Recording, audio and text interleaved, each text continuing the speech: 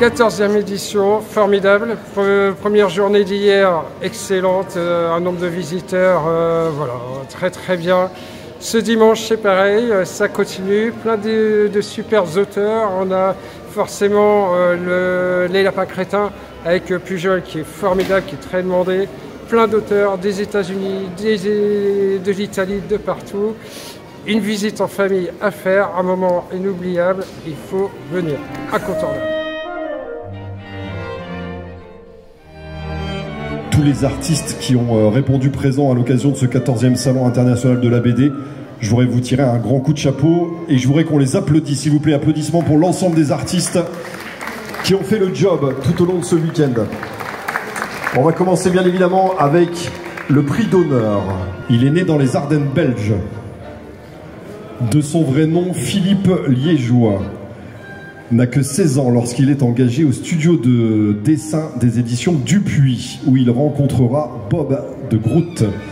C'est le début de leur fructueuse collaboration. Après Archimède pour le journal Spirou, il décide de créer pour le journal Tintin un personnage démystifiant le héros de la célèbre légende Robin Dubois, qui compte à présent 19 titres. Le journal Tintin leur demande de reprendre les aventures du colonel Clifton abandonné par leur créateur Machereau. Ensemble, ils réalisent 9 albums de Clifton pour le Lombard.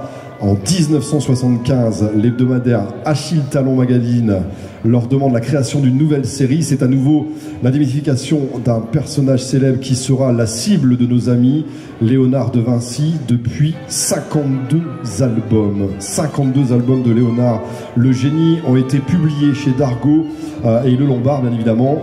À ce jour, il a réalisé plus de 80 albums. Je pense que vous avez deviné, le prix d'honneur est bien évidemment attribué à Turc. Applaudissements pour lui, s'il vous plaît. J'espère que je ne me suis pas trompé.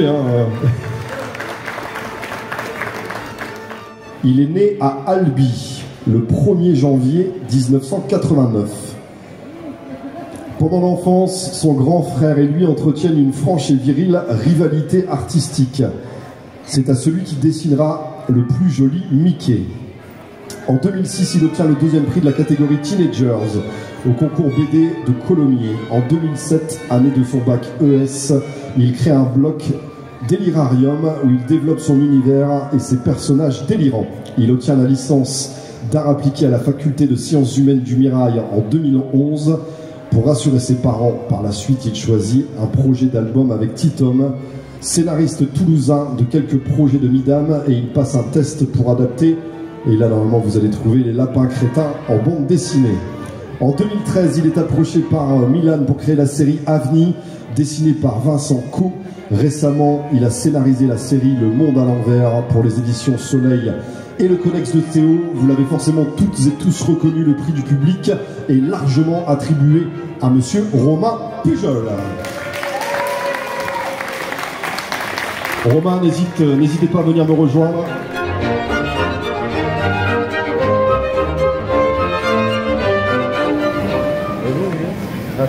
Moi je viens de Normandie. Ah ouais, donc ça fait plaisir. Alors Monsieur Pujol, vous êtes l'invité ici du Festival de la BD ici à Valenciennes, Palais des Congrès.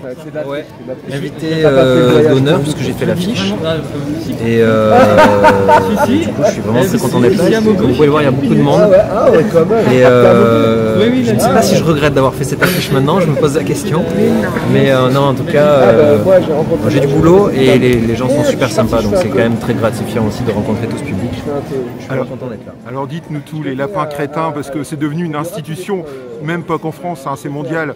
Donc les lapins crétins, dites-nous tous, ça a commencé comment les lapins crétins? Alors les lapins crétins, à la base c'est un jeu vidéo qui vient d'Ubisoft. Je donne la BD. Hein. Merci à vous. Merci. Donc c'est un jeu vidéo qui vient d'Ubisoft, qui existe depuis maintenant, je crois, plus de 20 ans. Et ils cherchaient, donc le jeu vidéo a cartonné, hein, ils cherchaient à adapter ce personnage-là de jeu vidéo en bande dessinée. Donc ils ont recherché des auteurs, ils m'ont trouvé avec le scénariste qui s'appelle Titom, et on a fait 9 BD ensemble. Donc moi mon travail c'était d'adapter graphiquement un personnage qui était en 3D pour le transposer en bande dessinée, un peu plus cartoon. Donc ça c'était mon premier projet avec Ubisoft et c'est ce qui m'a un peu permis d'avoir la carte de visite dans ce métier-là. Voilà, donc Les Lapins Crétins, après c'est devenu un dessin animé qui cartonne aussi, qui est sur Netflix maintenant si je ne dis pas de bêtises.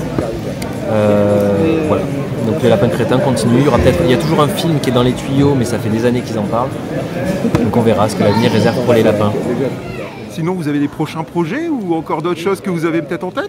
Alors, pour mes projets en cours, il y a une petite série qui s'appelle Avni. Donc Avni, c'est dessiné par Vincent Co. Et contrairement au Lapin Crétin, là où je dessine, pour Avni, j'écris des histoires. Voilà. Donc c'est une série maintenant qui a pareil 7-8 ans. Je sors à peu près un tome par an. Et le tome 8 est sorti en septembre dernier.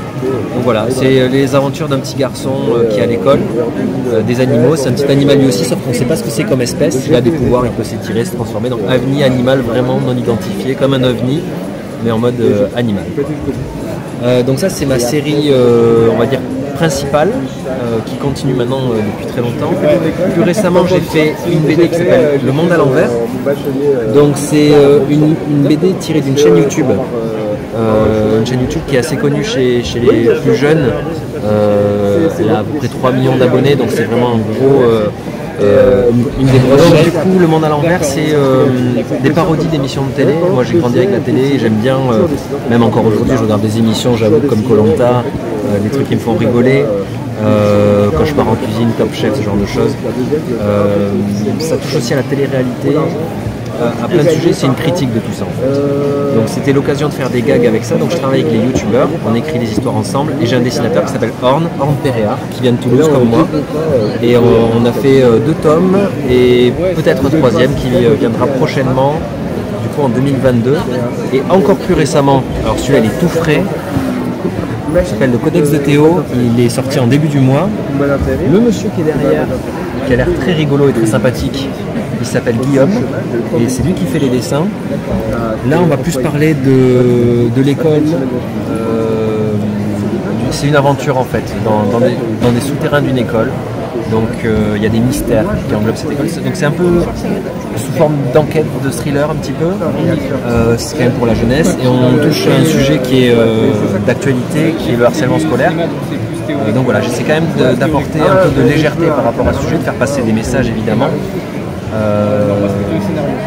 Et dans cette BD, donc je coécris avec une amie qui s'appelle Mylène.